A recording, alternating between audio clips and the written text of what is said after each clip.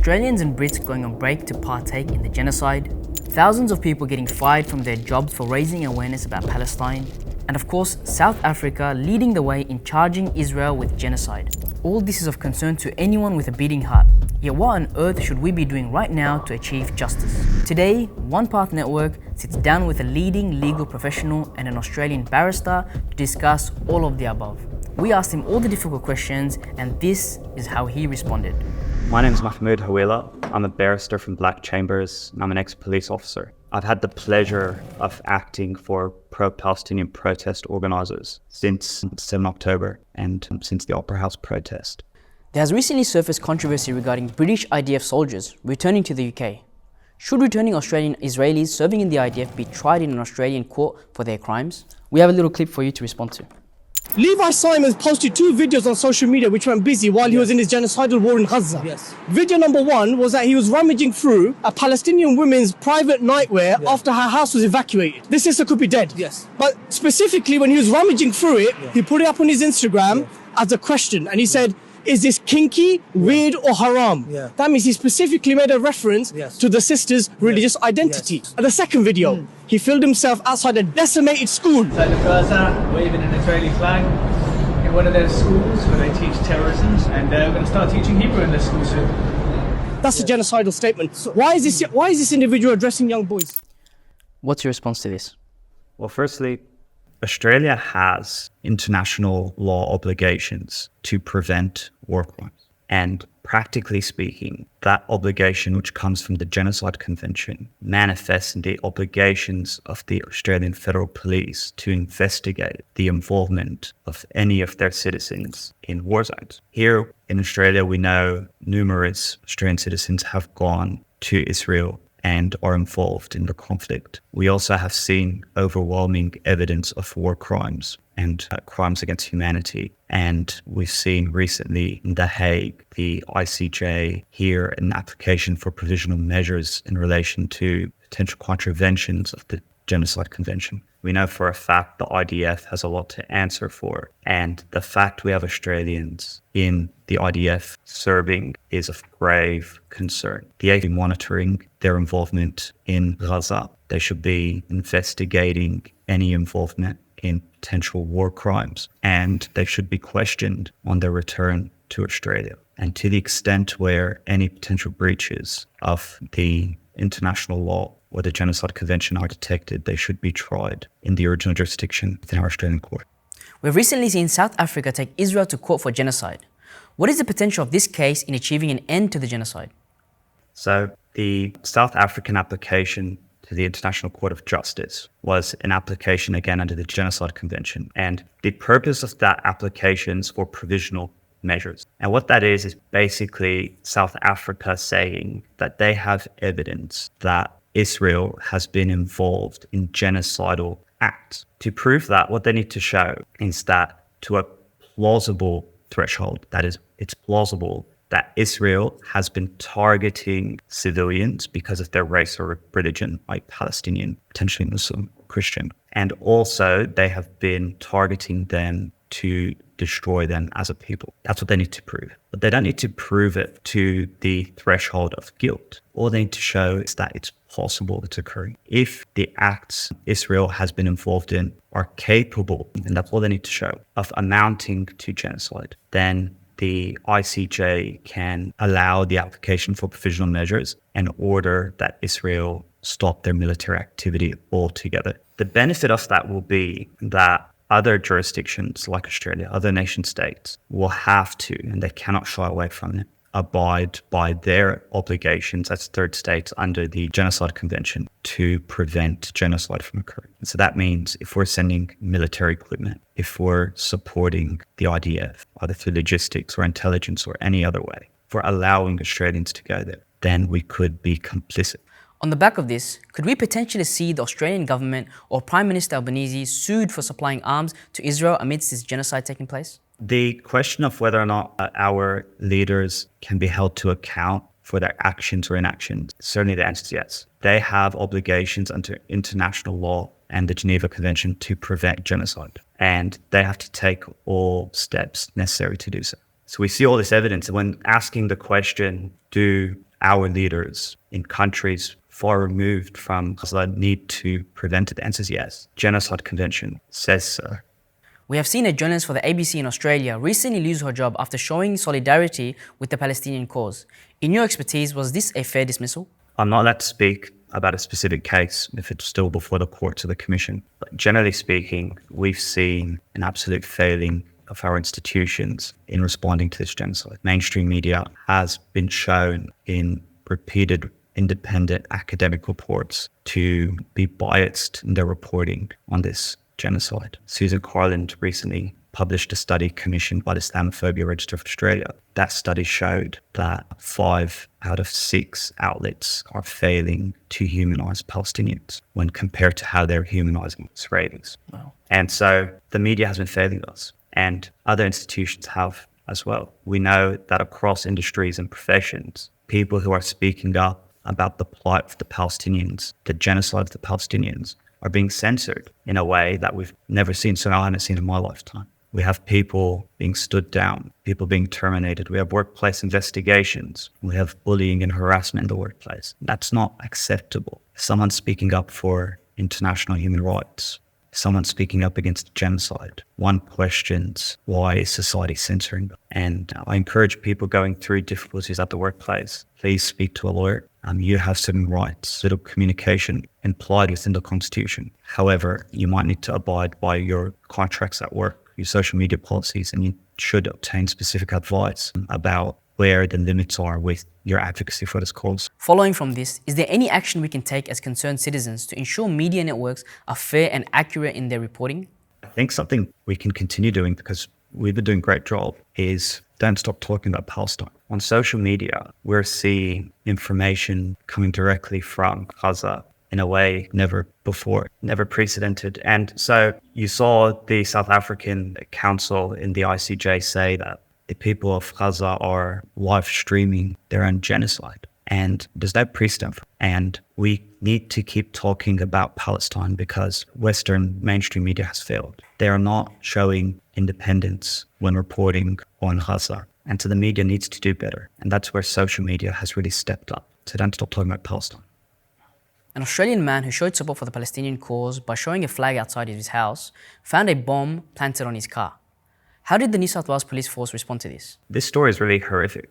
What happened was on a Friday, a Theo who lives in Botany, who had a Palestinian flag hanging in front of his house, walked out to his 75 series Getty Land Cruiser, which is an Australian icon of itself, and found a petrol bomb sitting on its bonnet. It was painted camouflage military green, it was taped up. There were cables or things attached to it. There was a lighter taped onto it. It was full of petrol, and it had a towel or a rag or something crammed into the jerry can to wick up the petrol. So it was capable of exploding. He looks at it, he calls the police. Police arrive, they set up an exclusion zone to get people out of harm's way. And they call the bomb squad to urgently attend, to render the scene safe, to defuse the bomb. They came, they had to use one of their specialized state-of-the-art robots to do so. The bomb squad left, the cops left, and Theo was left at home. We didn't hear about it on that Friday, or the Saturday, or the Sunday. It wasn't until Monday that, in response to some questions from a journalist, the police said, yeah, look, that happened. And I just want you to think back to the recent conflict in Syria, or after that, or before that, the Iraq War, before that, 9/11. And just to remember how threats of terrorism were being brandished all over the front cover of newspapers, had wall-to-wall coverage. It was breaking news throughout news cycles. The most remote link to terrorism was broadcasted, even, again, if not verified, which led to Arabs and Muslims being demonized and vilified in the press. And we're still reeling from that experience. In Theo's case, the bomb was found on a Friday. It didn't receive an urgent police press conference in order to reassure the community that they're safe. The Premier didn't rush to the cameras to reassure the community that they're safe. The police did not go out on their own to make any public comment. And as an ex-cop, I can tell you that whenever there's a critical incident, like a bomb, even something a lot less serious, then a senior cop usually fronts up, has a press conference at the scene, and lets the community know what the threat was and whether they're safe. This guy still, I presume it's a guy, could be a lady. This person, whoever planted the bomb, is still at large, still on the run. The police have not reported any arrests. And so there's a looming threat, and we've got silence from the politicians we've elected. And we have the police who have to be prompted to comment after 3 days, then only then admitted that it happened. Another sort of angle to this is who is investigating the petrol bomb. Currently, the investigation is with the local police station. I can tell you from my experience as a police officer, when the bomb squad attended the scene, and they were called to attend, they're from the counterterrorism command. Usually a counterterrorism investigator would come, a specialized detective, to come and investigate the threat. The fact that it remains with the local police station means that this is being treated differently to every other like case I've ever seen in my career. And we have to ask the question why. I've prosecuted terrorism. I've defended terrorism. I've defended charges which were not terrorism offenses, but still prosecuted by the counterterrorism squad because of potential links to ideological or political or religious motivation. That's the test at law. And so you have to ask the question, if the note which said, take down your flag, said Allahu Akbar instead, would the cops have responded differently? Would counterterrorism police have investigated this, like all the other cases I saw? Would there have been a press conference held by a senior cop on the same day to let the community know what's happened? What if it was an Israeli flag? And frankly, we know the answer is yes, it would have been treated differently because a Jewish restaurant was vandalized last year. The premier went out to the restaurant. He comforted the owner, had lunch with him, told media who were there to take photos of the whole thing that he stands against anti-Semitism, and we all do. But where is the sympathy? Where is the support for the Palestinian community, for supporters of the Palestinian community, for the Arabs and Muslims who are being demonized and attacked by petrol bombs? And the only answer is that we're being treated like second-class citizens. And I urge our political leaders to treat us equally. On the political front, what can Muslims do to mobilize positive change? There's a lot we can do. The first thing is, and the most important thing, is every weekend since 7 October, there's been a protest. There's been a march in every state and every territory. And even though mainstream media stopped reporting on our protests after the first month or so, it doesn't mean we're not being seen. It doesn't mean we're not being heard. Every weekend, come out and for Palestine. March and let your voices be heard. Our governments continue to fail to represent their constituents, those hundreds of thousands of people around the country who are marching, calling for a ceasefire. If they fail to represent the people that they were elected to represent, and they continue in this colossal failure, come election time, they should be worried. And an alternative is brewing. And that alternative will continue to grow stronger the longer they fail to represent it. There are concerns that there are certain chants or sermons that's been guarded as hate speech.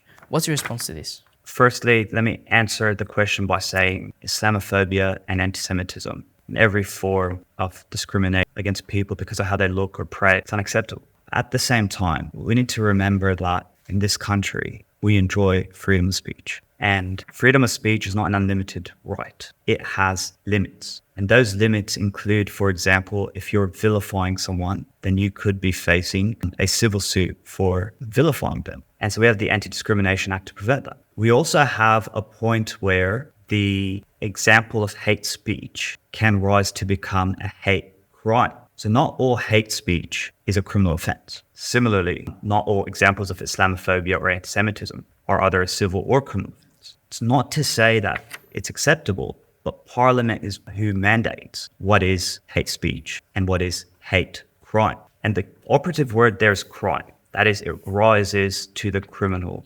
threshold. I remember that at the very beginning of this genocide, the state government rushed to pass a motion to say that the chant from the river to the sea, Palestine will be free, is anti-Semitic and calls for the destruction of Israel. That's something I completely reject. And anyone who has any understanding of the law or reject as well. It is a call for freedom, for liberation, for self-determination. It is not a call for destruction. And the fact that politicians rush to pass a motion saying that it's anti-Semitic is a grave concern. And they have egg on their face now because just this week, the Prime Minister of Israel used that same expression from the river to the sea when saying that Israel have complete control over the occupied Palestinian territories. So is he being anti-Semitic? There's a grave contradiction in how mainstream media and some politicians are trying to broad brush any expression used to support Palestinians as anti-Semitic.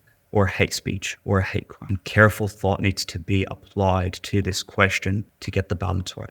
I welcome the review into hate speech. It's not acceptable, but we need to get it right. In that same motion passed by the politicians in New South Wales government, they also said Israel has a right to self-defense. Again, because they rushed, they got it wrong. And that's my concern with this review, that they'll get it wrong again. Israel, to be very clear, does not have a right to self-defense in the way they invoked it, even though our politicians passed a motion saying they do. And again, if they go to a lawyer and check before they pass motions or laws, they'll see very clearly that Clause 51 of the UN Charter says self-defense is not available to an occupier. And what Israel should have done after the incursion by Hamas is a law and order response. Francesca Albanese, the special rapporteur from the United Nations, was recently in Sydney. She made it clear, and yet we still have politicians and media saying Israel has a right to self-defense.